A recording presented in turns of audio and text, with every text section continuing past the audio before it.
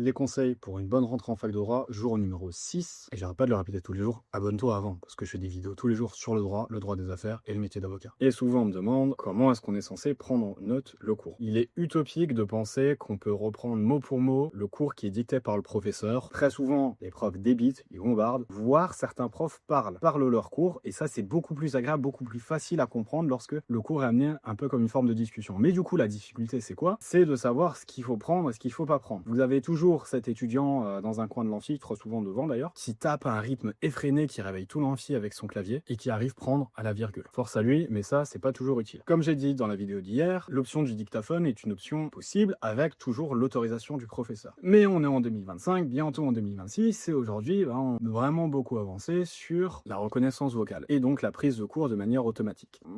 Là, je conseille pas, je reviens encore une fois sur la vidéo d'hier, le fait de taper soi-même son cours, ça permet déjà de faire un premier travail d'assimilation et de compréhension. Donc, dans la mesure du possible, tapez votre cours. Il y a également toujours des vaillants qui n'ont pas d'ordinateur. Moi, je me sens que ma première année, j'avais pas d'ordinateur premier semestre, j'avais une tablette au second semestre. Tablette avec un clavier, oui. Sans clavier, non, vous allez mourir. La batterie tient pas, ça arrive dans tous les sens. Certains, j'en ai vu qui prenaient leur cours sur téléphone, pourquoi pas, mais à la fin du cours, crampe à la main. Et prendre son cours à la main, il faut vraiment aller très vite et avoir cette capacité de synthèse. Parce que c'est impossible de retranscrire sur papier un débit de parole normal. Impossible. J'ai essayé, ça va beaucoup trop vite. Et en licence, vous n'avez pas ce recul nécessaire pour vous-même faire ce travail de synthèse et de sélection des éléments importants et de ceux qui le sont moins. Donc, si vous n'avez pas le choix, si vous n'avez pas d'ordinateur, bon, ce sera sur papier et il va falloir s'accrocher, il va falloir aller vite, pas faire de pause. Et il y a toujours plusieurs stylos de rechange parce qu'un accident, ça arrive vite et suffisamment de feuilles. Mais dans l'idéal, oui, il faut un ordinateur avec suffisamment de batterie si vos amphis ne sont pas dotés de prise, mais pas besoin d'avoir une machine de guerre. Les plus petits laptops